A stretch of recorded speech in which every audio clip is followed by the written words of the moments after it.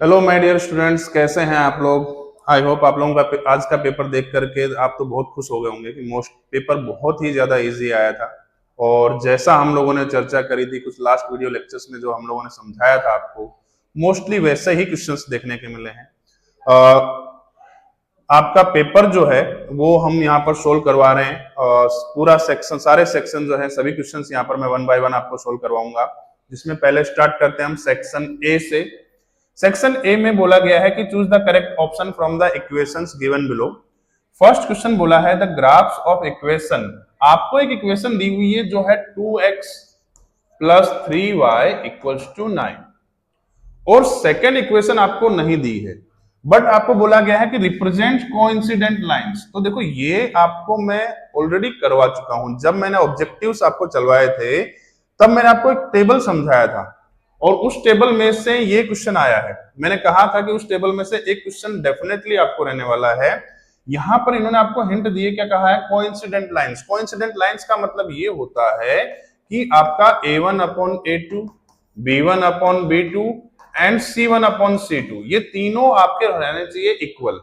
तब वो क्या लाइन कैसी होती है, कोइंसिडेंट। तो हम देखते हैं यहां पर हमारा जो फर्स्ट ऑप्शन है वो फर्स्ट ऑप्शन यहां पर शुड बैठ रहा है। कैसे कि भाई आप इसको जो है 4x प्लस 6y माइनस 18 आपको दिया है फर्स्ट इक्वेशन में, फर्स्ट ऑप्शन के अंदर। जब इनको आप सोल्व करेंगे तब आपको पता चलेगा कि देखो a1 upon a2 that means 2/4, जो कि 1 अपॉन 2 होगा। Then b1 upon b2 that means 3/6, जो भी 1/2 होगा। और c1 अपॉन c2, तो देखो यहां पर क्या है कि 9 इक्वल्स टू के राइट साइड में दिया, अगर उसको हम इक्वल्स टू के लेफ्ट साइड में लाएंगे तो -9 आ जाएगा। और यहां पर -18 दिया हुआ है, जिसको कट करने पर आपको आंसर मिलता है 1/2। दैट मीन्स इसका ऑप्शन ए जो है वो राइट आंसर हो। चलिए तो सेकंड क्वेश्चन स्टार्ट करते हैं, जिसमें बोला गया है आपका कि if discriminant of quadratic equation 3x² minus 4x plus p equals to 0 है, जिसका डिस्क्रिमिनेंट आपको दिया है 112, दैट मीन्स d की वैल्यू आपको दी हुई है 112, और डिस्क्रिमिनेंट का फॉर्मूला आपका होता है b² माइनस 4ac। b की जो वैल्यू है आपकी वो है यहां पर -4, a की जो वैल्यू है वो है 3, और c की वैल्यू है p। तो इसको हम सोल्व करेंगे यहाँ पे, तो ये हो जाएगा 16, ये होगा आपका 12p इक्वल्स टू 112। 16 को आप राइट साइड में लेके जाएंगे तो -12p equal to 112 minus 16, solve करोगे तो आएगा 96 माइनस 12p।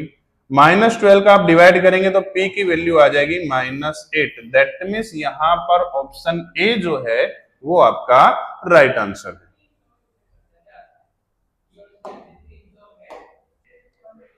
चलिए बात करते हैं नेक्स्ट क्वेश्चन की, जिसमें बोला गया है आपको कि 2k plus 1 5 minus 3 5k minus 3 are the 3 consecutive terms of an AP. That means आपको एक एपी दी हुई है, अर्थमेटिक प्रोग्रेशन, जिसमें बोला गया है 2k plus 1 13 and 5k minus 3, और आपको d का फॉर्मूला होता है a2 माइनस a1। डी का एक और फॉर्मूला होता है a3 minus a2। Okay, that mean D का फॉर्मूला एक्चुअल में होता है कि कोई भी टर्म में से उसके पिछले वाला टर्म आप माइनस करेंगे तो आपको डी मिल जाएगा, कॉमन डिफरेंस प्राप्त हो जाता है।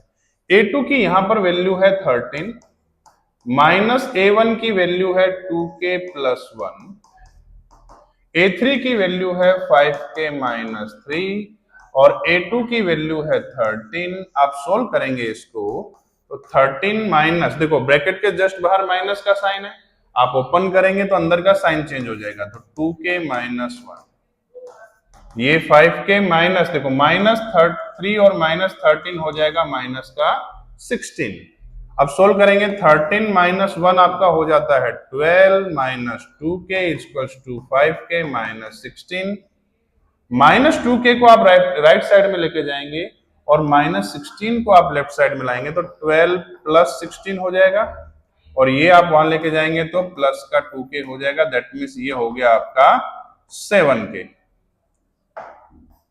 ये आपका आएगा 7k और ये होगा आपका 28। 7 डिवाइड में लेके जाएंगे तो आपका आएगा 28 divide by 7, that means k की वैल्यू आपकी हो गई 4। ऐसा कोई क्वेश्चन नहीं है जो मैंने पीडीएफ में आपको सोल्व नहीं करवाया हो। हाँ, मैथ में ऐसा कभी नहीं होता है कि सेम टू सेम नंबर्स आ जाएं, बट मेथड सेम रहती है। दैट मीन्स यहां पर आपका आंसर होगा 4। नेक्स्ट क्वेश्चन की अब बात करते हैं। नेक्स्ट बात करते हैं क्वेश्चन नंबर 4 की, जिसमें बोला गया है कि the distance of the point -3 and 5 from the origin. Origin से आपको डिस्टेंस पूछा है। डिस्टेंस फ्रॉम ओरिजिन का फॉर्मूला होता है आपका रूट में x² प्लस y²। ओके, तो आपका x² मतलब -3 का स्क्वायर प्लस y² मीन्स होता है 5 का स्क्वायर। अब आप इसको सोल्व करते हैं, -3 का स्क्वायर होगा 9, 5 का 25, दोनों को ऐड कर देंगे तो हो जाएगा 34, और 34 का रूट नहीं होता है, दैट मीन्स यही आपका आंसर होगा, that means C. 5th number में बोला गया है sin square 30 equal to what. तो भाई आपको sin 30 की वैल्यू पता है, sin 30 की वैल्यू 1/2 होती है, तो sin स्क्वायर 30 की वैल्यू क्या होगी, तो उसका स्क्वायर हो जाएगा, दैट मीन्स 1/4। दैट मीन्स इसका आंसर आएगा आपका डी। नंबर 6 जिसमें बोला गया है कि for a group data m minus x bar equals to 2 और m plus x bar equals to 12, आप इसको सोल्व करेंगे दोनों को, तो ये माइनस एक्स बार और प्लस एक्स बार जो है वो दोनों एक दूसरे से कैंसिल हो जाएगा। यहां आपके पास बचेगा only 2m equals to 2 plus 12 आपका हो जाता है 14, 2 से डिवाइड देंगे तो m इक्वल टू हो जाएगा 7।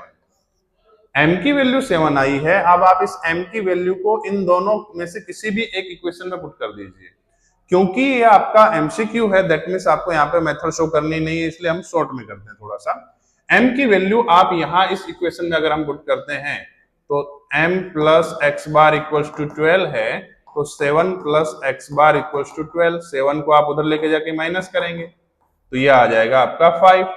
अब आपको m नहीं पूछा है, x बार नहीं पूछा है, आपको पूछा क्या है इन्होंने, z, और z का जो फॉर्मूला होता है that is 3m minus 2x bar, means 3m की वैल्यू आपकी 7 है और x बार की वैल्यू आपकी 5 है।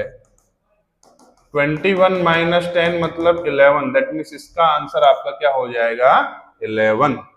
नेक्स्ट बोला है fill in the blanks with correct option as to make the given statement correct, जिसमें फर्स्ट आपको बोला है कि क्या रूट 7 जो है वो कैसा नंबर है, तो रूट 7 आपका इर्रेशनल नंबर है। मैंने आपको समझाया था जितने भी रूट वाले नंबर होते हैं वो सभी कैसे होते हैं, इर्रेशनल होते हैं। नेक्स्ट बात करते हैं 8 नंबर की, कि द प्रोडक्ट ऑफ जीरोस, आपके पास में एक पॉलिनोमियल दिया हुआ है, उसके जीरोस, आपको प्रोडक्ट ऑफ जीरोस फाइंड करना है। इस इक्वेशन में प्रोडक्ट ऑफ जीरोस का मतलब होता है अल्फा बीटा, ये 8 नंबर की बात मैं कर रहा हूं। अल्फा बीटा का फॉर्मूला होता है c अपॉन में a। c मींस कितना है यहाँ पर आपका 6, और a की वैल्यू जो x स्क्वायर के साथ में होता है उसको a कहते हैं, जो है 1, जिसका आंसर आएगा आपका 6। नेक्स्ट बात करते हैं, अब balance die is tossed once, एक बैलेंस डाइस को जब आप थ्रो करते हैं तो उसमें टोटल आउटकम कितने बनते हैं भाई आपके, तो टोटल आपके आउटकम बनेंगे वहां पर 6, 1 2 3 4 5 and 6। The probability of getting 1, तो उसमें से 1 प्राप्त करने की प्रोबेबिलिटी क्या होगी, तो 1 प्राप्त करने की प्रोबेबिलिटी होगी 1/6। ओके, नेक्स्ट आपका क्वेश्चन नंबर 10 बोला गया है कि if sine theta equal to cos theta, sine theta और कोस थीटा दोनों इक्वल दिए हैं, थीटा की कौन सी वैल्यू के लिए ये दोनों इक्वल होते हैं, तो थीटा की वैल्यू जो है जब थीटा 45 होता है तब ये दोनों इक्वल होते हैं। जब थीटा की वैल्यू कितनी हो, 45 हो थीटा, तब ये दोनों वैल्यू क्या होती हैं, इक्वल होती हैं। दैट मींस थीटा जो है 45 है, और आपको पूछा है tan थीटा मतलब tan 45 क्या होगा, तो tan 45 की वैल्यू होती है 1, दैट मींस इसका आंसर आएगा 1। चलिए बात करते हैं चलिए बात करते हैं क्वेश्चन नंबर 11 की, जिसमें बोला गया है blank tangents can be drawn from the point lying in the exterior of the circle. Okay, किसी भी सर्कल के एक्सटीरियर पॉइंट से आप कितने टेंजेंट्स ड्रॉ कर सकते हैं? तो बेटा ये आपका एक सर्कल है और यहाँ पे एक पॉइंट एक्सटीरियर पॉइंट P दिया हुआ है, यहां से आप एक टेंजेंट यहाँ ड्रॉ कर सकते हैं कि यहाँ कर सकते हैं। दैट मीन्स आप किसी भी एक्सटीरियर पॉइंट से कितनी टेंजेंट्स ड्रॉ कर सकते हैं? तो 2। नेक्स्ट आपको बोला है the model class of the following frequency distribution. आपको यहाँ पर क्लास दी हुई है, फ्रीक्वेंसी दी हुई है और आपको पूछा गया है मॉडल क्लास। मॉडल क्लास वो क्लास होती है जिसमें मोड प्राप्त होता है, और मोड आपको मिलता है जहां पर सबसे बड़ी फ्रीक्वेंसी होती है, दैट मींस 35। तो आपकी मॉडल क्लास कितनी हो गई? 80 to 90। चलिए बढ़ते हैं नेक्स्ट क्वेश्चन की तरफ, जिसमें बोला गया है state whether the following statements are true और फॉल्स। की ये स्टेटमेंट ट्रू है या फॉल्स है, ये आपको बताना है। जिसमें फर्स्ट बोला गया है कि HCF of 6 and 72 equals to 6। ये बिल्कुल करेक्ट है। HCF जो होता है 6 का और 72 का, वो कितना होगा? आपका 6 होगा। और अगर इसमें LCM पूछा होता तो वो आता 72। चलिए बात करते हैं नेक्स्ट क्वेश्चन 14 नंबर में कि the equation is of for normal student, sorry this question is for normal student, जिसमें बोला गया है कि as per given figure y is equals to 5 p of x the graph has 1 0। तो भाई कितने जीरोस दिख रहे हैं आपको यहाँ पर? तो 1 2 एंड 3। तो इसका आंसर होना चाहिए 3 जीरोस, बट यहाँ पर आपको ऑप्शन में दिया हुआ है ओनली 1 0। दैट मीन्स ये आपका क्या हो गया? फॉल्स जो है इसका आंसर होगा। नेक्स्ट बात करते हैं क्वेश्चन नंबर 15 की, जिसमें बोला गया है कि pair of linear equation x minus y equals to 8 है and 3x minus 3y equals to 16 है। और जब और पूछा गया है कि क्या ये कंसिस्टेंट है? कंसिस्टेंट कब होगा भाई? देखो, कंसिस्टेंट होने के दो ही चांसेस होते हैं, जब या तो a1 upon a2 not equals to b1 upon b2 हो, जिसको हम कहते हैं यूनिक सॉल्यूशन जहां मिलता हो आपको। सेकंड आपका a1 upon a2 equals to b1 upon b2 equals to c1 upon c2। That means आपके जो है लाइंस यहाँ पर जब क्या हो, लाइंस जब कोइंसिडेंट हो तब जो है वो आपका क्या कहलाता है? कंसिस्टेंट कहलाता है। ये दो ही कंडीशन में वो कंसिस्टेंट कहलाएगा, बाकी कंसिस्टेंट नहीं आएगा। दैट मीन अब इसको जरा सोल्व करके देखो क्या हो रहा है। यहां पर a1 अपॉन a2 क्या होगा? आपका 1/3। ओके, b1 अपॉन b2 क्या होगा? तो -1 by -1 upon -3। That mean solve करेंगे तो 1/3 ये भी हो जाएगा। ओके, c1 अपॉन c2 क्या होगा? तो 8/16। दैट मीन सोल्व करोगे तो 1/2। ये और ये इक्वल नहीं है, यहां पर कंडीशन बन रही है a1 upon a2 equals to b1 upon b2 not equals to c1 upon c2, जो कि कंसिस्टेंट होता नहीं है। दैट मीन्स ये आपका स्टेटमेंट क्या रहेगा? फॉल्स रहेगा ये। ओके,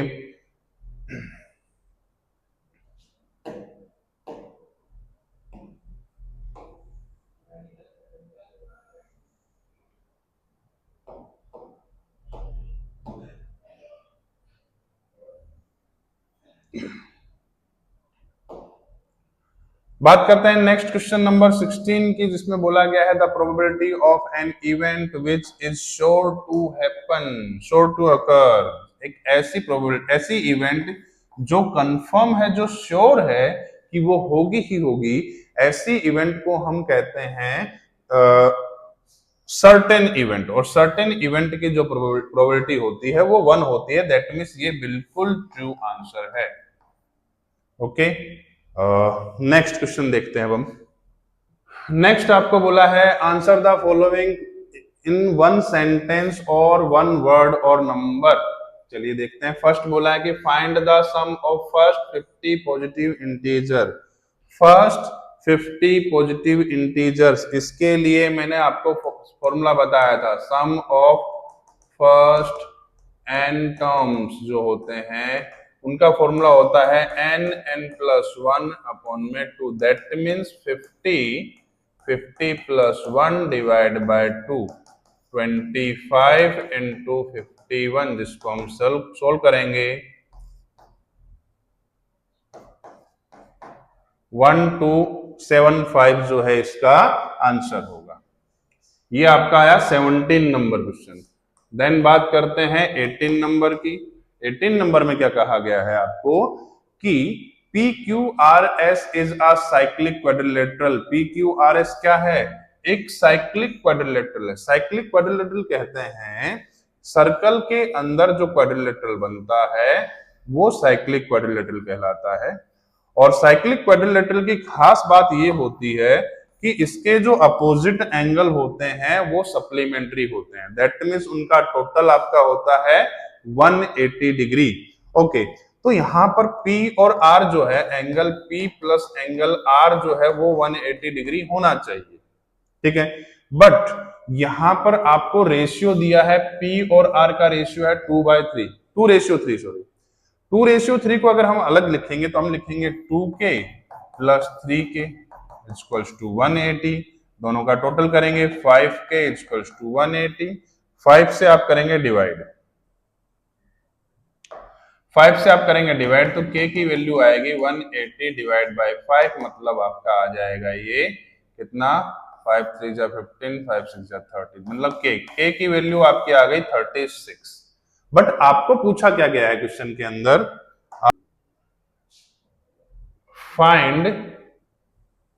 फाइंड R, आपको R की वैल्यू फाइंड करनी है। जब आपके K की वैल्यू आ चुकी है 36, तो R की वैल्यू कैसे फाइंड करेंगे भाई आप? तो R की वैल्यू फाइंड करने के लिए सबसे पहले देखेंगे कि R था कितना। एंगल R था आपका कितना 3K, means 3 multiply 36, that means 108 degree जो है ये आंसर होगा क्वेश्चन नंबर आपके 18 का। चलिए बात करते हैं क्वेश्चन नंबर 19, जिसमें बोला गया है कि Aniket gets 20 marks out of 25 marks. 25 marks में से अनिकेत को कितने मार्क्स मिले हैं? तो भाई 20। ओके, तो पहली चीज तो टोटल पेपर कितने मार्क्स का था? तो पेपर था 25 मार्क्स का। दैट मीन्स आपके total number of possible outcome, total number of possible outcomes कितने हुए भाई? तो वो हो जाएंगे 26। जब मैंने आपको कहा था कभी भी अगर नंबर वाला क्वेश्चन आता है, क्वेश्चन पेपर वाला 25 मार्क्स, 50 मार्क्स, 100 मार्क्स, तो उसमें हमेशा 1 ऐड करके ही लिखना है। बिकॉज कुछ स्टूडेंट ऐसे भी हैं जो 0 लाने में बिलीव करते हैं, उनको अच्छा लगता है वो। नेक्स्ट बात करते हैं, what will be the probability of getting 20 marks. अब 20 मार्क्स लाने की प्रोबेबिलिटी क्या होगी? तो 20 मार्क्स लाने की जो प्रोबेबिलिटी होगी वो होगी 1/26, बिकॉज 20 जो है वो कितनी बार आएगा? Only 1 time. Okay, that means favourable outcome आपका 1 है और टोटल पॉसिबल आउटकम आपका कितना है? 26। करते हैं क्वेश्चन नंबर 20 की, जिसमें बोला गया है कि find the median of the given data.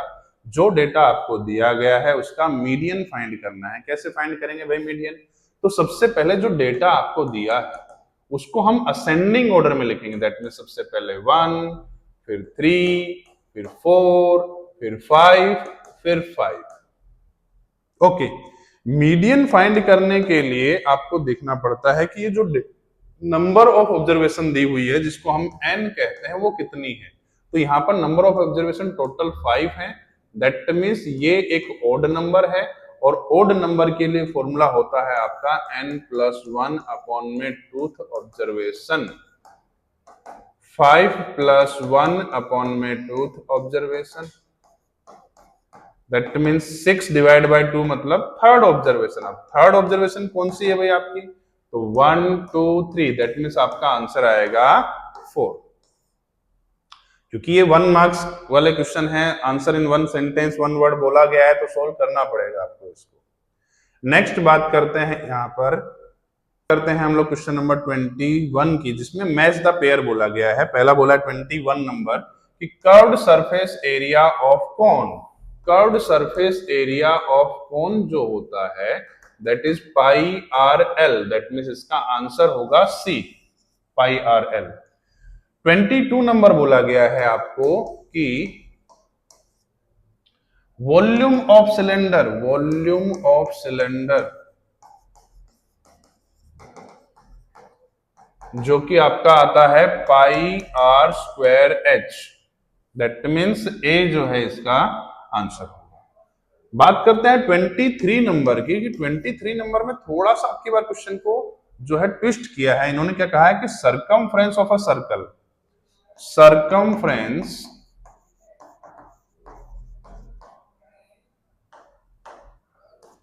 Of circle divide by diameter of circle. अब देखो, सरकमफ्रेंस ऑफ सर्कल का मतलब होता है 2 पाई आर और डायमीटर का मतलब होता है 2 रेडियस। अब आप देख सकते हैं यहां पर कि ये 2 से 2 कैंसिल होगा, r से r कैंसिल होगा, तो आंसर आपका क्या बचेगा भाई यहां पर? तो आंसर आपका रहेगा ओनली पाई, दैट मीन्स सी। 24 की हम बात करते हैं, वो भी कुछ ऐसा ही है। उसमें बोला गया है कि area of minor sector divide by area of circle. Area of minor sector का फॉर्मूला होता है आपका theta upon 360 into pi r square, और एरिया ऑफ सर्कल होता है पाई आर स्क्वायर। अब आप देख सकते हैं क्लियरली यहां पर कि पाई आर स्क्वायर से पाई आर स्क्वायर कैंसल, तो आपका आंसर क्या बचेगा भाई? तो आंसर बचेगा थीटा अपॉन 360, दैट मीन्स ए जो है आंसर होगा। सेक्शन ए आपका बहुत इजी था, कुछ भी इसके अंदर ट्विस्ट इन्होंने ज्यादा किया नहीं, और जिन बच्चों ने थोड़ा भी वीडियोस को ध्यान से देखा होगा, प्रैक्टिस की होगी, डेफिनेटली उनके सारे आंसर राइट गए।